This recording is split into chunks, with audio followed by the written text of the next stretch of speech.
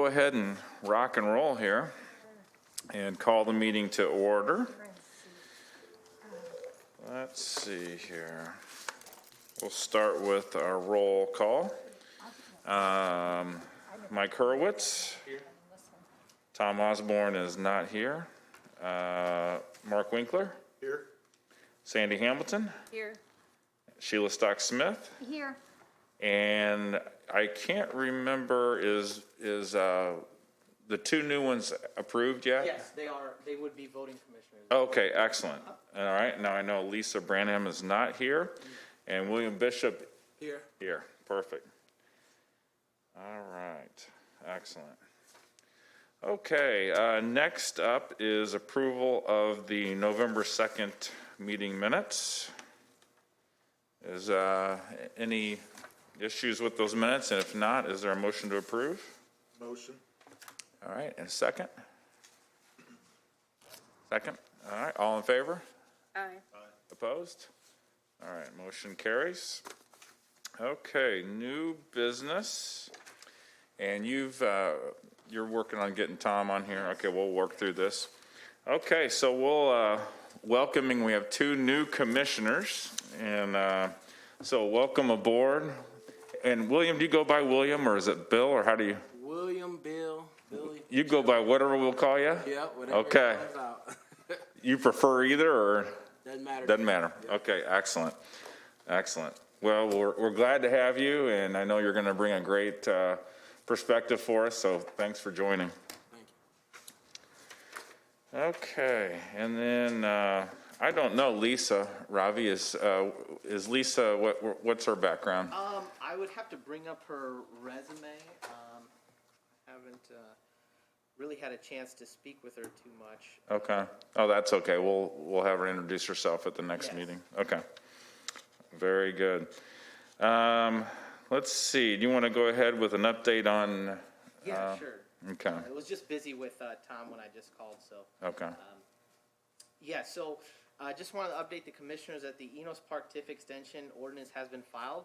It will go to the committee of the whole this following Tuesday. So we will again be able to provide an update on that. That extends the life of the TIF to 2032. So all the programs in the Enos Park TIF will be resumed effective immediately. That includes the TIF exterior rehabilitation program that we have there, along with the veterans and first responders program. So we're hoping to continue those programs. So it's pretty exciting that we did get that TIF signed by the governor before the actual 60-day mark, and we're going to be looking to see that go through the committee of the whole on the 14th. Excellent. I just have a question. Yeah, Ravi. sure. Is that okay? Uh-huh. Sorry, Chairman. How does the monies divide between, I mean, just in general, between like the YMCA project and then these other programs that have been ongoing programs within Enos Park? So currently in the Enos Park TIF, we allocate, I believe it's $150,000 a year for the rehabilitation program. Okay. And the rest of the increment is used for economic development projects. For other things? Yeah. Yeah, okay. Yeah. So it's an annual drawdown that we have. Depending on how many projects we do that year, it could fluctuate the next year where we might not ask for $150,000, we might ask for $100,000 or $200,000 if we see an excess in projects. So. But they come back annually for that Yes. request? Yes. Okay, thank you. Okay, great. Let's see. And then the SHA, Yeah, just wanted to update everybody on the SHA TIF expansion ordinance. So we are expanding the boundary of the SHA TIF.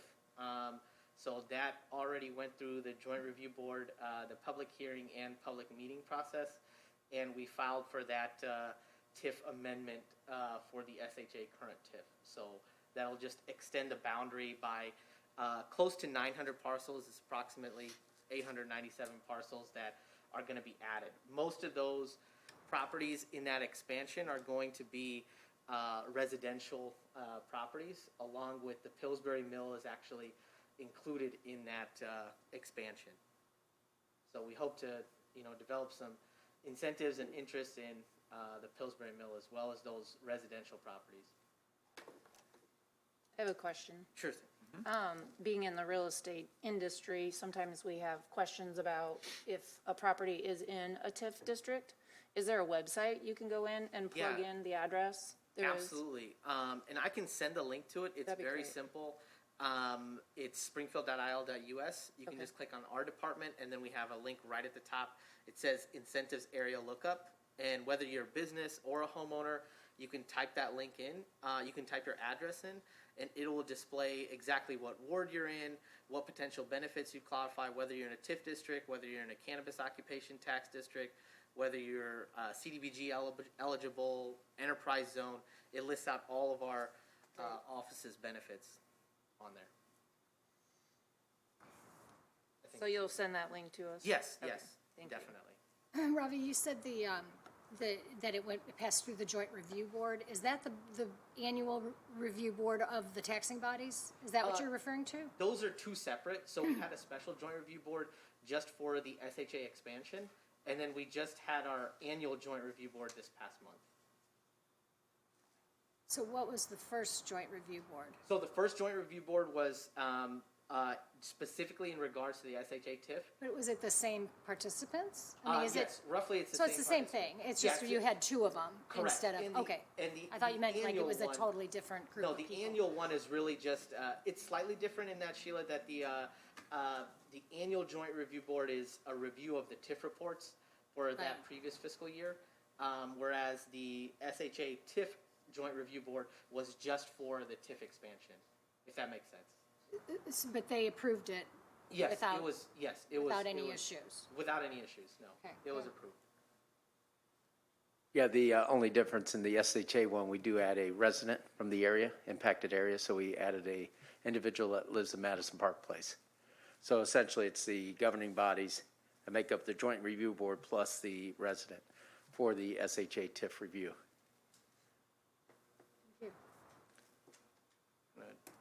Okay, and you're gonna try to get Tom again? Yes. Okay.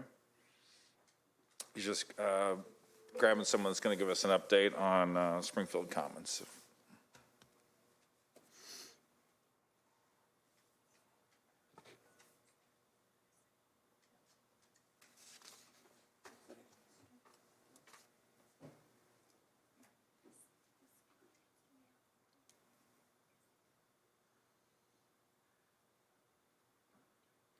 Directly to voicemail, I'll try again.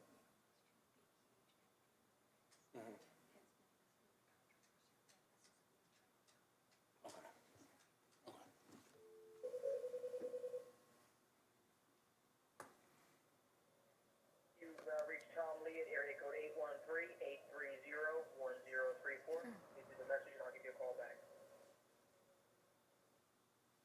At the tone, please record your message. When you've finished recording, you may hang up or press 1 for more options. Hi, Tom. This is Ravi from the Office of Planning and Economic Development. We're just here at the Economic Community Development Commission. Just wanted to see if you could get on call with us to provide the update on the project. Thank you. We'll try again. Okay. Thanks, guys. Just talked to him this morning.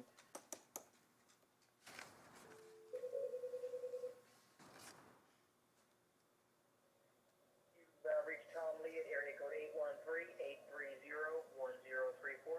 This is a message, and I'll give you a call back. Well, Ravi, maybe let's go through the rest of Yeah, what we sure. gotta cover, and then we'll That's circle okay. back. Yeah. Okay. And he was both the Booth, Ferguson, and Springfield Commons? Yes. Is that correct? Okay. Okay, let's see, did you want to talk about the spreadsheet that you put together here a little Yeah, bit? sure.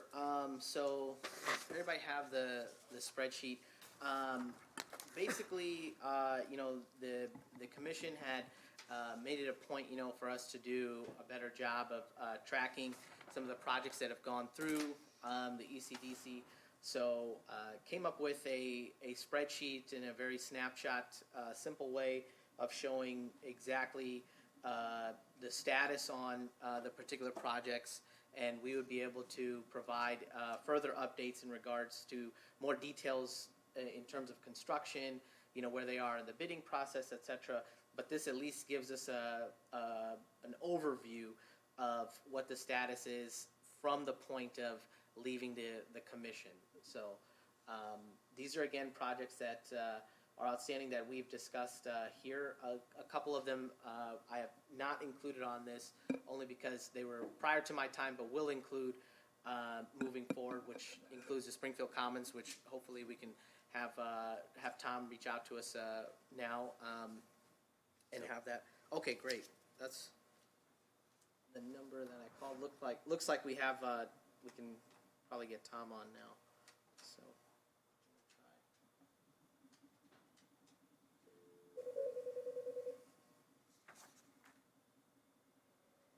You've reached Tom Lee at area code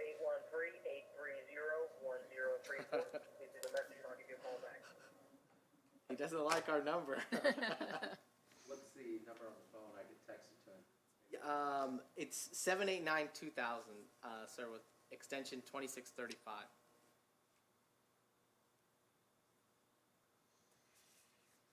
Ravi, can I just clarify then? Sure. With the list, so what you're saying is we will get a more complete list as, Yeah. as you get to it? Right, But, right. because there are a number of projects that are Sure. outstanding that are not on Sure, this sure. list. Yeah. But, And a few of those we've mentioned, in the past, like the Mitch King project, with St. Nick's project with the elevator. Right. That's not on this list, along with Springfield Commons is not on this list. So hopefully, I'll have that completed for our January meeting in a more detailed way. But but at least for in right terms of asking people, these entities to come to us to give us updates, it would be nice to have the full, I know, I can't remember, Mark, you can, well, it was the very first meeting that I was at, we approved a request to a manufacturing group. Oh, Can't yes. really remember what the name of that was. The Lumber Lane thing, I don't know that we've ever really heard that much of an update on. There's a number of different projects in the past, that have kind of still, I That was think your are still client, wasn't lingering it, out Mark? there. I'm sorry? Is that your client, the lumber The, people? not the lumber one, but the Manufacturer. manufacturer, yeah. Yeah. And, yeah, that one, by the way, it went perfect, and everything went the way you would hope it to. They were complete with the project, added, I can't remember how many jobs, but way more than the requirement. So are they done? I mean, they've completed? They are done, yeah. They're off our docket? Okay. Yeah. I got it. Yep, they've been funded. Now, that's one of those where they have a 5-year period where they have to, recheck back in with the city to Okay. make sure they're complying. But, Okay. yeah, so far, so good. Everything is great. Okay, good. Yeah, so just wanted to kind of show at least the more recent projects, that we've been working on, along with, some of the TIF extensions that we just spoke on. So it'll be more comprehensive moving forward as well. But at least for right now, we can Get work with started, this too. yeah. So. Okay. All right, we're still getting busy. Oh, The city of Springfield, this is Ravi. Hello, Robbie. This is Tom Lee. Hi, yes. Let me put you on speaker, Tom. You're joined by the Economic Community Development Commission, and I'll move the mic over so we can hear you a little bit better.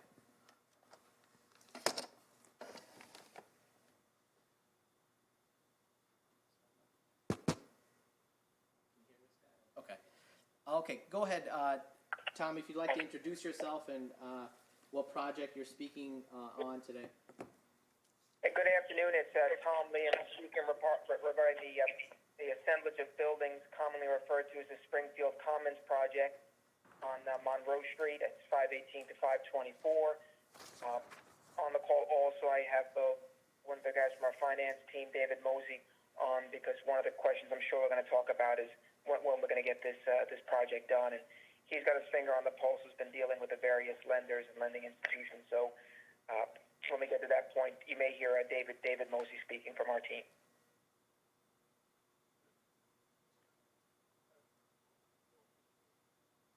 Okay, thank you, Tom. We just, I think, move to provide us with just a general update as to where we are with the project, and then Okay. the commissioners will ask questions once that update is provided. Okay, so in terms of, from a building perspective, we have fully completed our building renovation plans.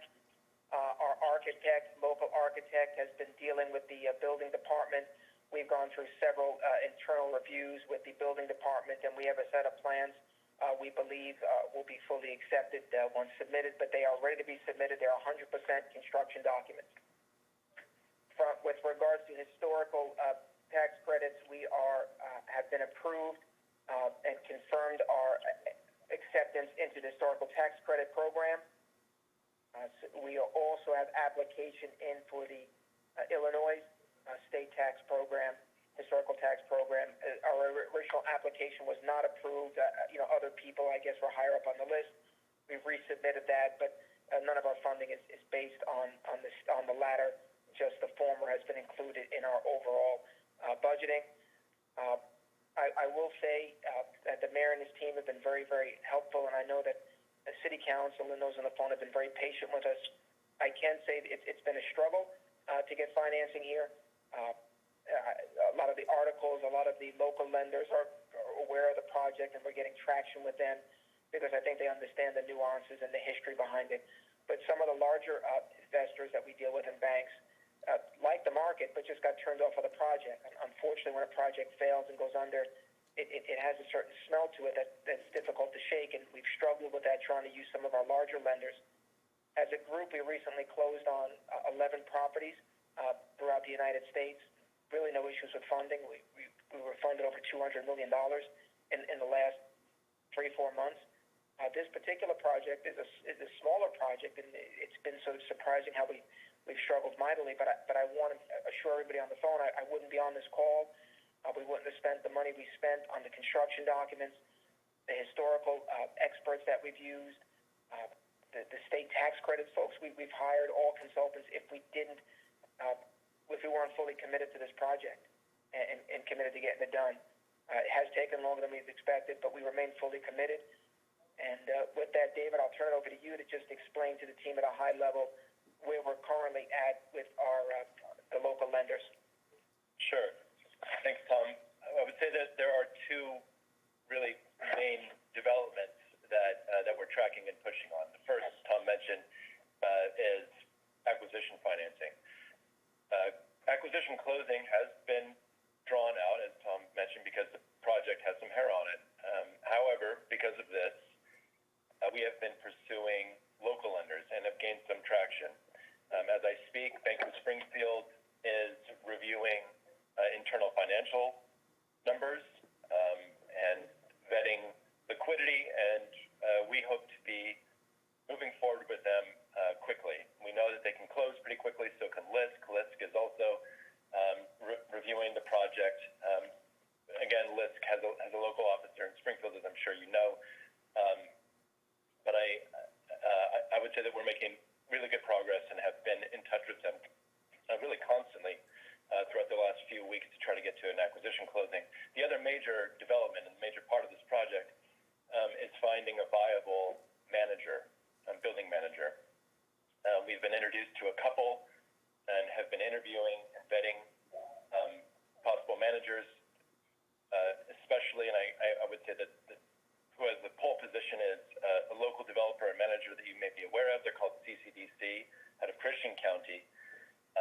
And we think right now that they are going to be a good fit. And again, this is critical to the long-term viability of the project. And David, just to the team, based on where we're at, assuming the liquidity information we sent over, which worked for a lot larger banks, is acceptable by Bank of Springfield, when do you believe we could bring this to a head and an acquisition closing? The Bank of Springfield meets with their committee every Friday, I believe. I fully expect that if we are over the liquidity hurdle, which I expect to be, that we should be able to, that they should be bringing this project in front of their committee either this week or next week. I'm waiting to hear back from them for any further detail, but, you know, we've gotten over the highest hurdles, and we're down to the nitty-gritty with them, where, you know, we're just buttoning up final pieces here. And to be clear, the bank knows the project so well that one of their requirements is that the funds that are due the unions are escrowed at the closing to be paid direct to the unions that have open balances. And needless to say, we've consented to that because it's been our goal since day one, despite the fact we didn't create the problem, that we wanted to be here to solve it. So that's one of their preconditions to close, and once again, that's a condition that we have no issue with. So I'm hopeful that's provided at least enough information for the council and those present to ask any questions they may have, and we'll listen for questions and respond. Okay, great. Thanks, Tom and David. Commissioners, does anybody have any questions? What was the name for the building manager? So they're called CCDC, Christian County Development Corporation. I believe they have 5 buildings under construction in and around Springfield right now, all of which they manage. They've also branched out to the St. Louis area, but they're very well known in the Central Illinois region. They're well known by IDA. They have a great track record.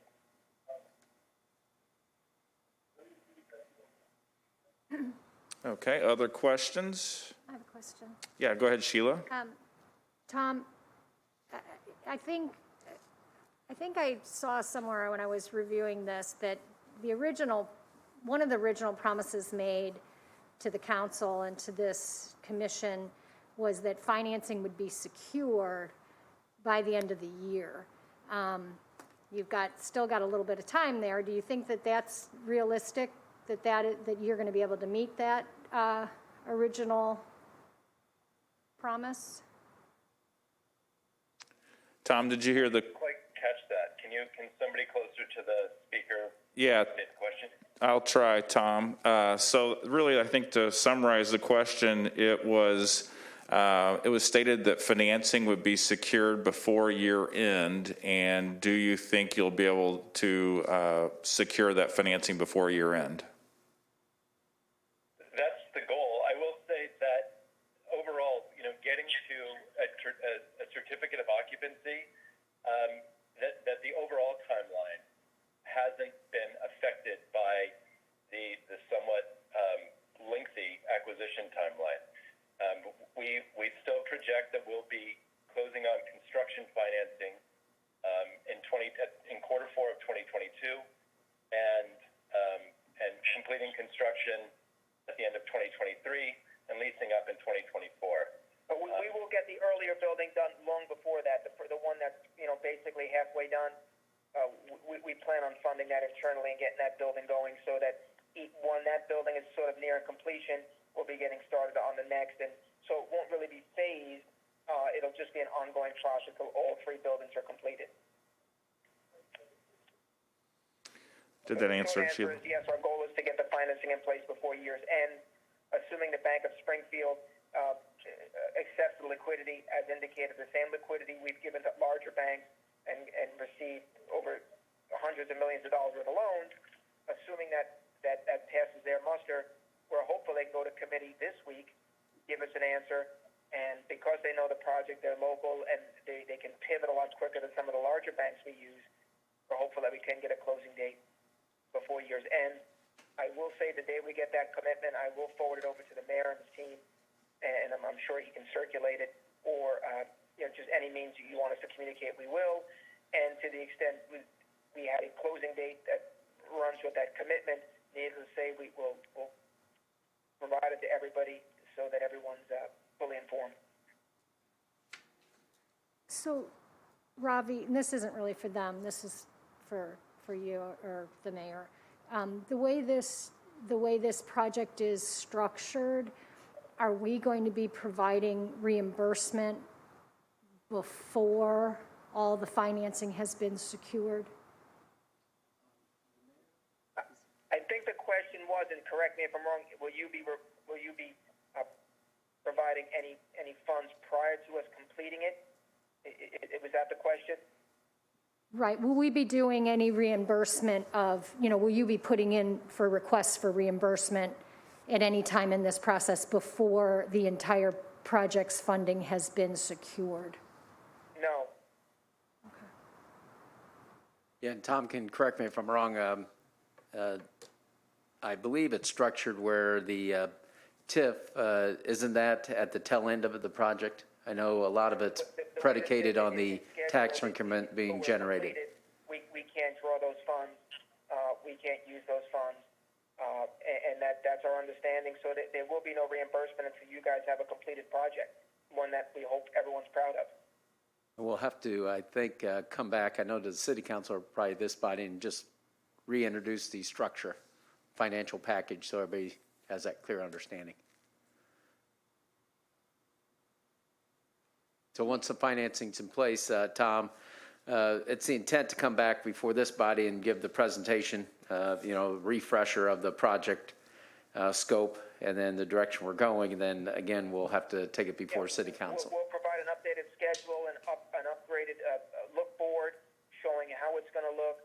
We'll provide a schedule, everything that you'd expect on a project of this size and scope, with the interest that this has generated and the importance it has for downtown Springfield. We'll certainly put together a presentation and then be prepared to answer any questions at that point. Okay, and any other questions? So this project, just a refresher, is residential and commercial, or all one, what? A little bit of both. Little bit of both. I can answer that. We're looking to close on the residential portion. There are commercial spaces, but right now we are looking for financing for 41 units. That is 36 one-bedrooms and 4 two-bedroom units. That includes a supers unit, a building manager's unit. Right, but there is retail involved. So retail is at street level units on each building from 2 to 7 or 6, depending on the height of the building, and the small building in between is 3 stories. So it is a combination storefront retail units above. Okay. Can you tell them that I know a good real estate agent that could help with these things? Tom, Sandy just said that she knows a good real estate agent. Wink, wink. Good news is we need one. Wink, wink back. Okay, any other questions from the commissioners? Okay, very good. Thank you all for the opportunity to discuss the project again. And let me end the call by the way I started. We're fully committed to getting this done. We do appreciate the support the mayor and his team has provided, and your committee, and we do appreciate your patience. We're going to get this one done. Thank you all. Thank you, Tom. Thank you. Thank you.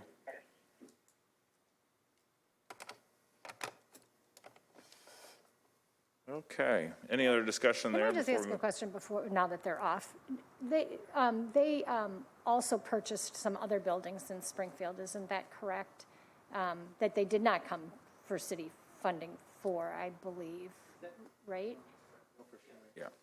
I'm just wondering if how they're doing with that. My understanding, the Illinois building, I think the PNC Bank building, those 2 buildings, but they haven't come forward with a request. Are they doing any work on those buildings? I mean, what would you know, like Yeah, they could I mean, provide. I know it's a private Right. purchase, so it's not, but I mean. But we'll ask them for an update when they come. Yeah, it'd be that'd be interesting good. to see if they're, What the intent is. I think one thing we made clear is don't come back to the city until this one's cleaned up. And so I think we made that pretty clear. So that's why the importance of getting this one underway. And again, as he stressed, it wasn't his item to clean up, but all the unpaid bills associated with the project will be taken care of on the forefront once financing's in place. That's the unpaid vendors, unions, things of that nature.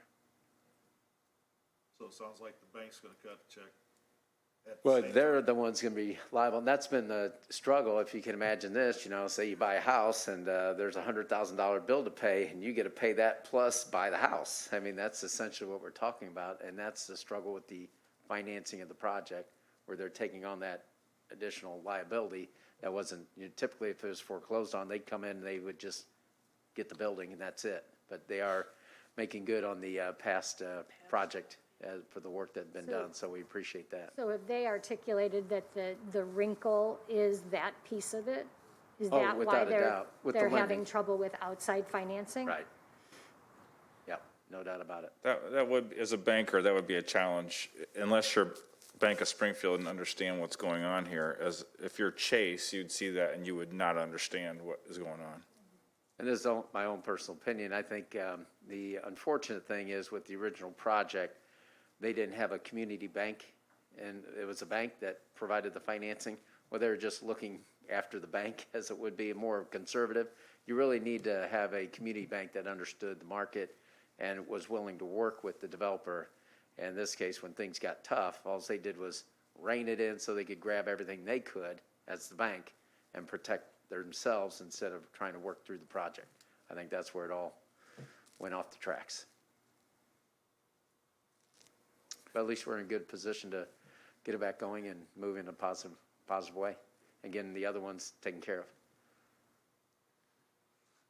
Good. Well, thanks for laying that up, Ravi. That was good. And we were going to have a public market, I just want to make that point, in attendance, but they are going through some sensitive negotiations right now, so they opted out of this particular meeting, but I'm sure we'll have them before our commission very soon, so. Okay. And the public market, was that the one that had the, I don't know. Crowdfunding originally. Right, Yeah. okay, yeah, okay, Also known as Adams Fourth Holdings. okay. Robbie, wasn't there one that came in front of us, and I can't remember the name of it, but it was more for a commercial kitchen? I mean, I think it was separate than the public market project, was. right? It was, so Yeah. whatever, I don't remember, did we approve anything, or was that just informational for us at the time that they presented? That was informational. I'll let the mayor speak on that.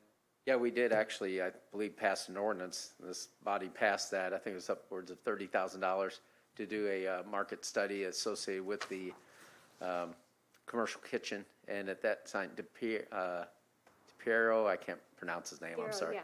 He's with downtown Springfield now, but we've had discussions with Karen Kahn. She just recently acquired the Vinegar Hill Mall, and that's an initiative that they're very interested in and moving that direction. So we expressed our interest because of the hospitality industry, not only from the commercial kitchen aspect, but from just waiters and cooks, wait staff, hosts, and moving that direction to help educate or come up with a program of hospitality and moving that direction. So with our ARP funds, American Rescue Plan dollars, you can use funds like that for those type of initiatives. And that's the direction we'd like to take because the need is great. If you're in the hospitality area, whether it's restaurants, retail, or even the hotel, that's a great need for ramping up the workforce. So, Mr. Mayor, did you say that we approved and City Council approved $30,000 of TIF funding, or was it CDBG? I would have to go back and look Yeah, at the source. I can't remember, but it was. We did actually approve that for, That was for the commercial kitchen concept to do the market study. do a market study. Associated with that. Do we have an idea of if that's being done or if that's been done? We'll follow up and check. I don't think he progressed with it, is my understanding. And again, those monies wouldn't have been allocated unless it's a reimbursement. Correct, right. But we'll get an update on that if they took it to another degree. But this is a project that's of interest to downtown Springfield. Sure. And so, with the Vinegar Hill Mall, that whole area, that has a lot of great potential with the commercial kitchen aspect already set up. And the study, what that would have done is given him the understanding that the need is there, and the commercial kitchen, how that would work as an incubator, where people interested in learning that aspect would be able to incubate out of that commercial kitchen into their own restaurant or what have you. They can have that similar setup at Kahn's Hospitality over there at Vinegar Hill, because they do have a number of commercial kitchens right in there. So that's an aspect that will probably be explored. So if we approved it for Piero's group, and I can't remember what it was called, and they end up partnering with Kahn, is that something that's transferable in, in that? Would it still be, is that what you're saying? They're still possibly going to do That's, that? we'd probably come back with, Okay. that will be a lot larger. So we'll come back before this group and have that clarity presented. The whole project would be Right. much larger. I guess Right. I'm saying just the The market study part. analysis piece. It could be, but we'd, since it'd be a different, the agreement would be with a different entity, we'd Entity, have to yeah. bring it back. Okay. Okay, thank you. Okay.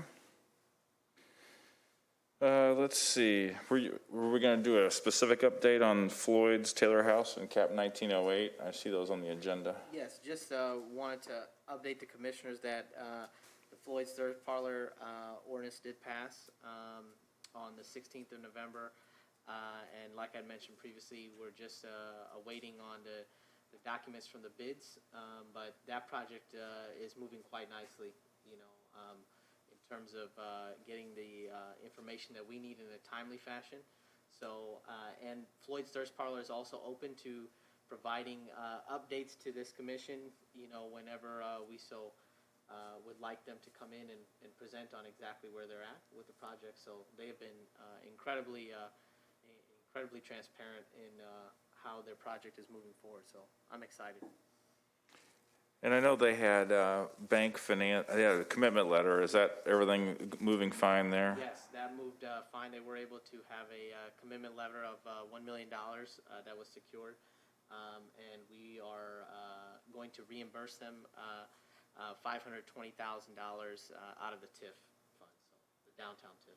How much? $520,000.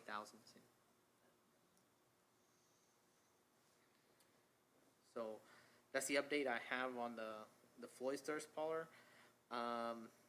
The second item on there, the Taylor House project, it actually moved to passage since this agenda was sent out. It passed yesterday, and those requested funds of $217,000 and $217,720 will be split out of two fund sources. So 2/3 of that amount will be used, funded by the cannabis property tax, cannabis sales tax money that's accruing in the Far East TIF, and 1/3 of that will be from the Far East TIF. So that is the way that the council had structured and agreed to have that project pass. And if I'm correct, that amendment also, or that ordinance also includes the payback of the monies, the cannabis monies as well, right? Yes. Mr. Mayor, I guess I questioned that at the end of the meeting because it had gone back and forth for so long that I was a little, I wasn't sure what the final wording actually was. Right, and we appreciate this body's support, because I'm not sure if it would have came to the success, and it was brought up about, you're a banker, why are you supporting this? I said, well, the banker on the commission voted no, for the record. But it was important just because of the weather and the situation the structure's in. But in answer to that question, it'll be paid out of TIF, 1/3 of it, and then the ones from the cannabis will be reimbursed as the project progresses, either through TIF or through, could be Community Development Block Grant funds, but more likely TIF from that. But there's a lot of work to do. The main thing is it will be stabilized, and then so we can do preservation work, hopefully. And the state's interested through Senator Turner. She expressed interest in the project with Route 66 history. And so there could be funds coming from the state and also historic tax credits. So that's why you just don't knock it down. But if it's deemed that you can't preserve it to that manner, then that's what we'd have to take a look at, is what's the revenue sources to help bring it to fruition. And they'll come back for that next request. So this one was just to stabilize it. So next spring or summer, I'm sure we'll come back with more detailed information associated with the entire project and the end game goal on that. Do we have any idea, I guess, well, they did finally get you the information that you felt was necessary to, and then I guess that's the only thing that my hesitation was, I didn't know if we were, funding foundation for what will become a $1 million project or a 2 million or a 500, that's where I thought, well, why are we funding this piece if we don't know, if we're not willing to go to the bigger piece? Right. And we will go to the bigger piece. It depends, hopefully preferred preservation. And then that's with the historic tax credits as well as funding through the state and possibly CDBG, depending on the end game. The end game originally, when Route 66, when they explained it, would be following the STEM concept with science, technology, engineering, and math associated with young people, after school and summer activities, or maybe job training of some type, moving that direction, which would be a qualified expense through community development block grant funds.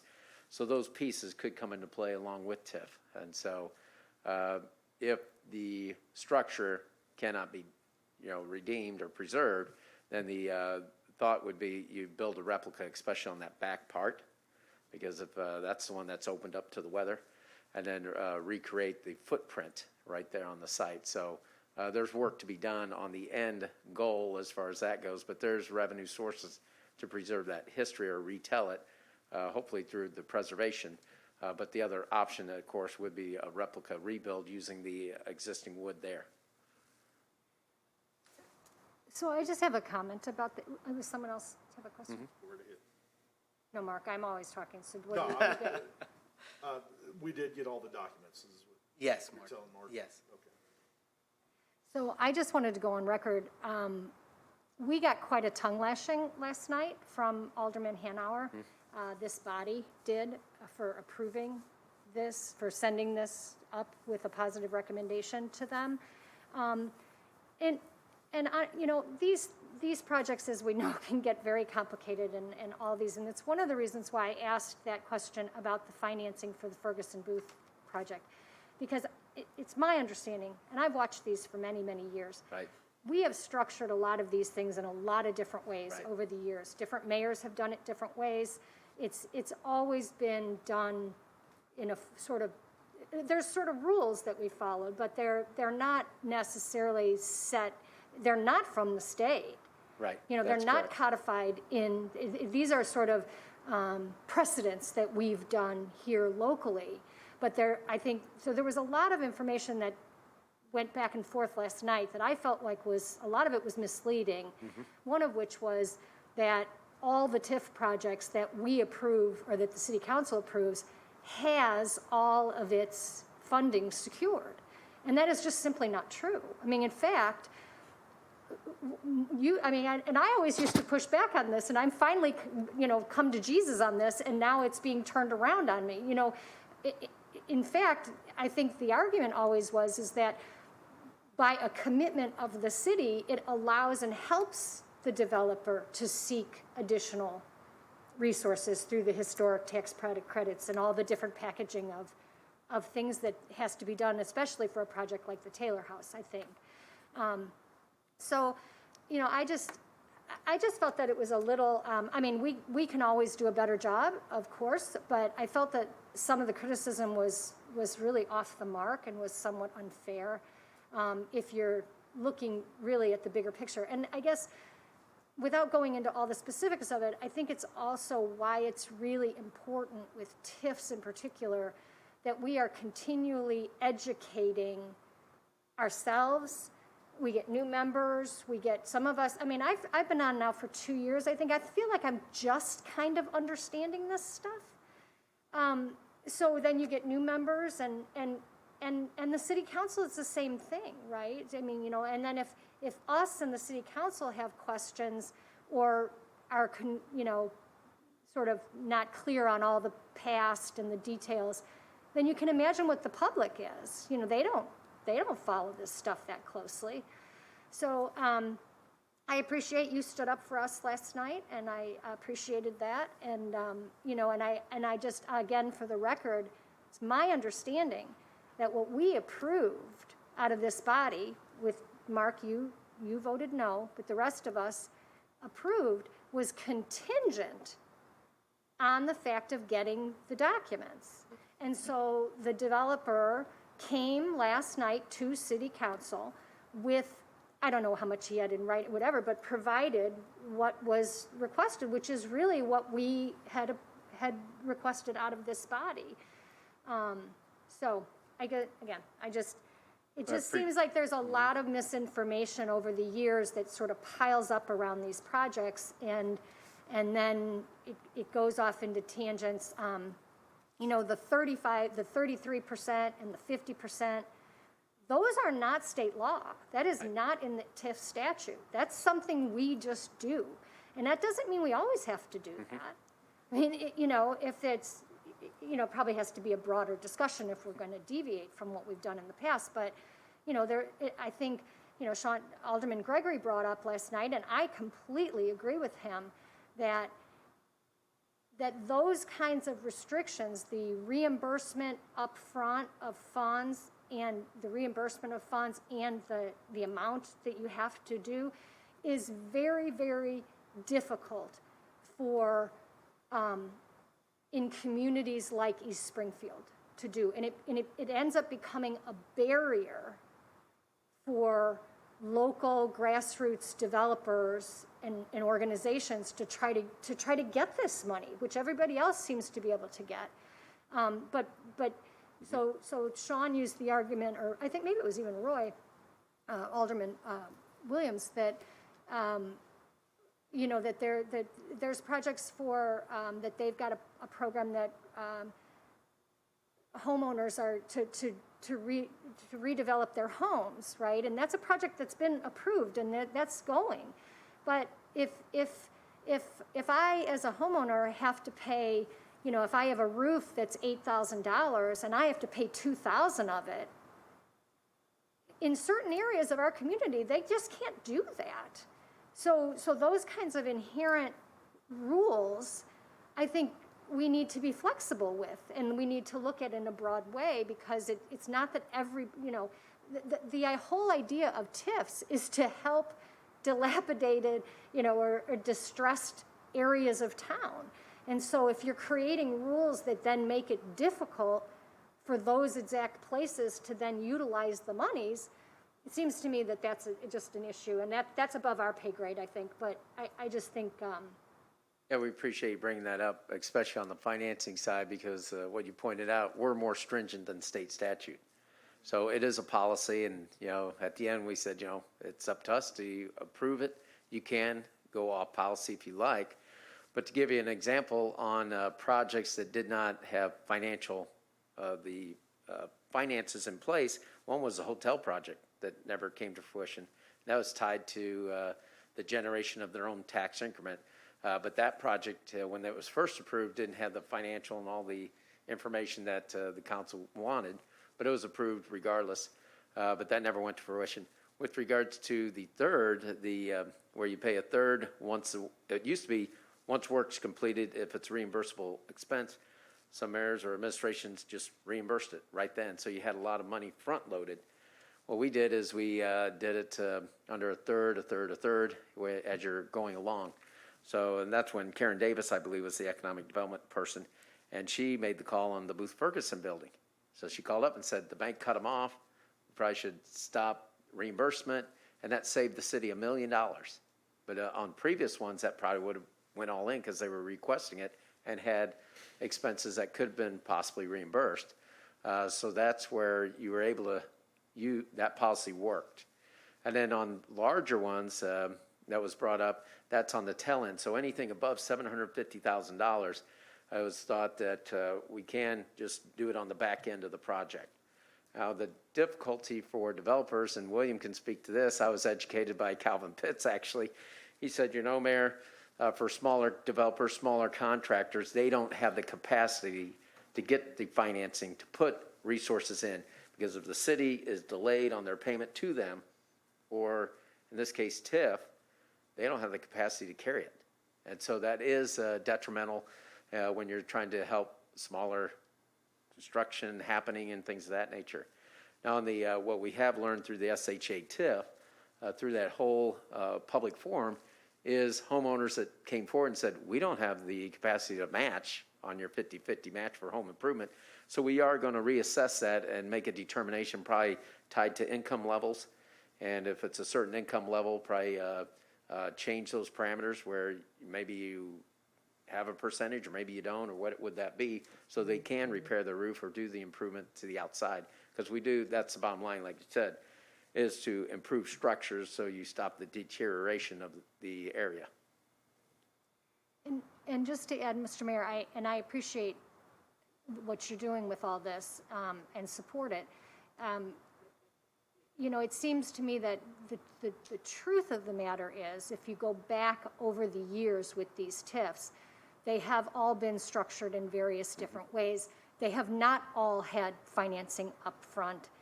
They've all been different, right? So I think then to put that standard on this one project, to create this new, you know, to hold the line essentially with this one project is a little questionable, I think, in terms of if you look at the history of what we've done. And I think we've been, now, having said all of that, the council, I think that it was clear, with a couple of exceptions, but it was clear that they wanted to make this work, and they did. So they worked out this, you know, this structure, and it got it done, which is great, I think, so. I think at the end of the council meeting, everybody was happy. It seemed like Yeah, it I really think came to the on right both solution sides, where you yeah. had TIF mixed in with the cannabis, with the potential for reimbursement. And so to those that voted for it, they felt comfortable with not straying from the policy where it made them feel too much. And I think that, you know, again, from like a banker's standpoint, Mark, you know, I mean, it's harder for banks to look at communities like that and that don't have the capacity, that don't have the monies, but frankly, like with the Community Reinvestment Act and stuff, that's what we should be doing. I mean, if you've got homeowners in those parts of town that have, you know, they've been able to maintain their homes and have paid their mortgages and have done all this stuff, and they can't get a bank loan, and we know that this is true. We know that this is true in these neighborhoods. So there's a lot of problems with this, and I'd hate to see us create more barriers when in fact this money is designed to try to help those situations and to spur development. So I'll get off my soapbox. And the other leg of that is Justine Peterson. They do, they're kind of a gap financer. They did the microloan program with participating banks like Carrollton Bank, and they did $2 million of loan pool. I think they've about $250 million or $250,000 that's been expended, and then I think another $250 in the pipeline. But they for individuals that don't qualify for bank financing, that's an option we have, and they have a person in our office that helps move in that direction and link them up, and hopefully eventually that business or that homeowner will become bankable. So that's a gap that we've identified and put in place another measure to help improve the financial capacity for individuals to access. I didn't hear Hanauer's comments last night, but, you know, and I appreciate what you said about the financing. I think the difference, at least that I see, and I don't know if this is where Hanauer is coming from, is the financing isn't really the piece that I'm questioning. The piece I'm questioning, and I guess here's the best example I can give, is if you're going to build a house and the foundation is going to cost $100,000 to build that house, and you come and ask someone to support that, but you can't tell them what the rest of the house is going to cost. So I don't know if I'm jumping into this is an exaggeration, a $10 million project, a $1 million project, or a $500,000 project.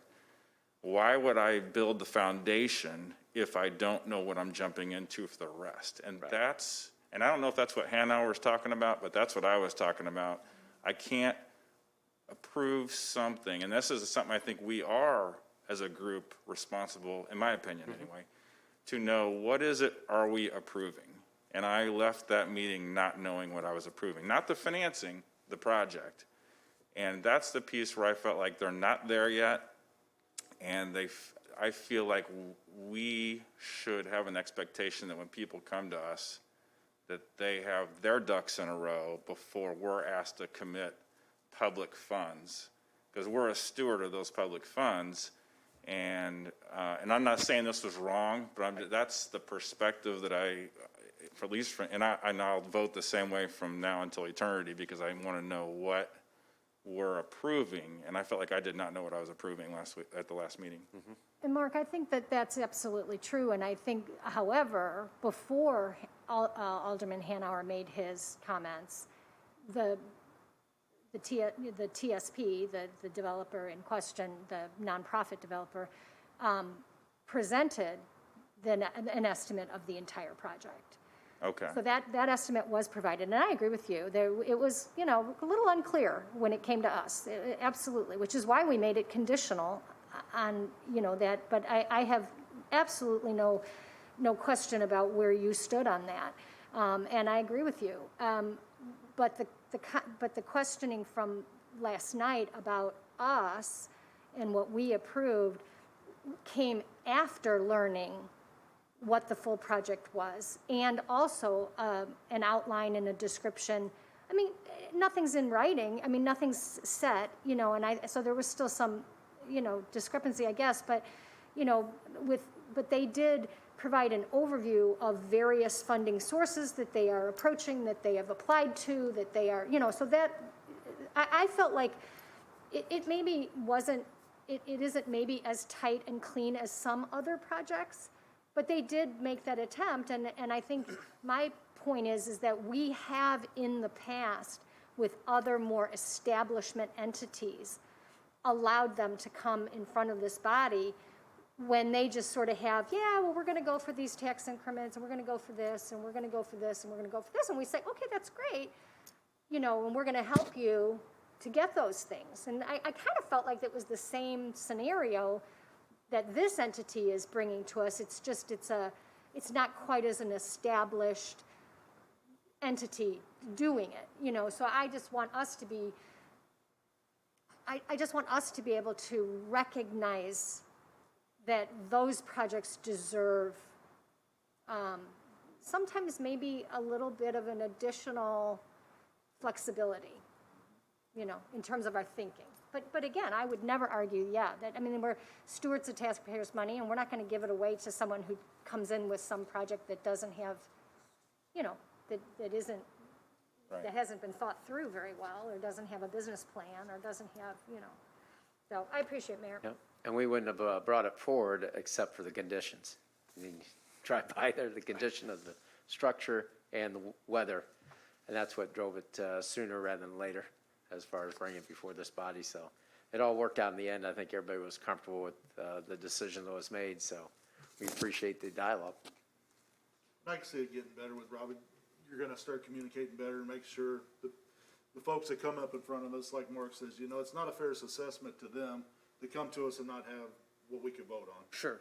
For us to take our time and for them to take their time and come up and we can't do nothing with it, instead of saying, these are the documents, this is what we need to have, bring it to us, and then we can do it.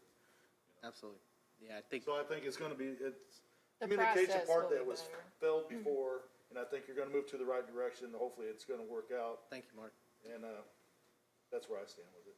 Thank you, I appreciate that. We want to be as transparent as possible, with the documents, and ensure, like Commissioner Sheila has said, that the beauty of TIF, and the mayor has said this on numerous occasions, is flexible, and I think that is an incredibly valuable source for funding, especially in those blighted, underdeveloped areas, and that's something that we really need to consider. And this project would not have moved forward. We would not have been in a position to potentially preserve a historic African-American building, for our community if it wasn't for TIF, So I'd like to echo just what the mayor said, that this is the beauty of this body, and I'm proud to be a part of it, because that project would not have gone through if it wasn't for this commission.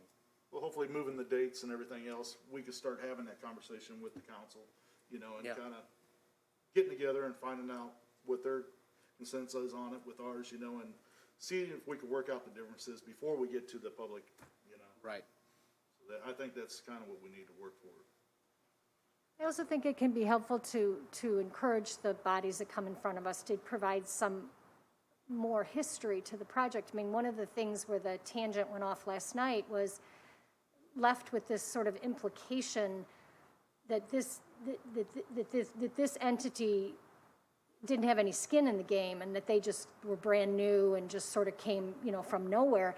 And the truth is, the Springfield project has been working on this it was called the Neighborhood of Hope, you know, for I don't know how many years, 12 years or something. And it was also said that there was never any money put into the project, and it's not true. We had $800,000 allocated from the federal government through Senator Durbin for phase 1 and phase 2 of that Neighborhood of Hope project. So the problem came with that project is in phase 3, when they were not able to secure additional funding. The whole thing kind of fell apart. It ended up going back to the city. The city had to, you know, sort of absorb all these properties, and, you know, there's a long history to it. And I just think, and obviously we don't get all of that, but I think sometimes it's helpful to get a little bit of that history, because it instructs how we view the entity that's coming in front of us, or, you know, whatever. I mean, Dominic Watson, it is true, has just taken over as the executive director, I guess, of that entity. But, I mean, I was on the board twice of that entity. The Springfield project grew out of a group, a delegation of 30 to 40 community leaders in Springfield that went down to Atlanta 35 years ago, 30 years ago. Well, whenever Atlanta won the pennant, because we were there when that happened, so I don't remember the exact date. But, you know, so, I mean, there's history to some of this stuff that isn't just, it just didn't come out of nowhere, no. And I think it's helpful to know that. Absolutely. Cap 1908, do we need? Yeah, Cap 1908, we're still waiting on the documents for that. We'll be using CDBG funds on the Cap 1908 project. So because it's federal funding, they just require additional documents that we have not yet received. But it's no fault on anybody, as the Springfield project was prioritizing the Taylor home, you know, and moving that project first through because of the emergent nature of it. But now they're prioritizing on the Cap 1908. So we anticipate working with them to get those documents in place before City Council.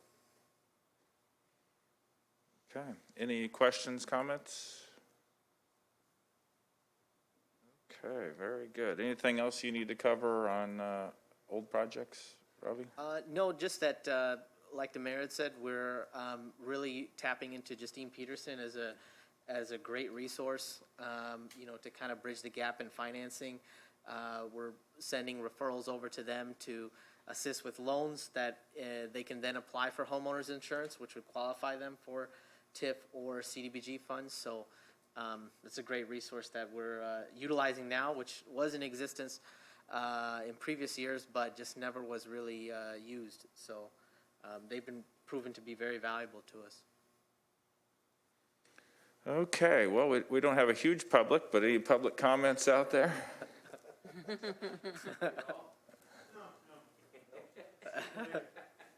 Okay, very good. Well, with that, is there a motion to adjourn? Motion. And a second? I'll second. All right, and we are adjourned.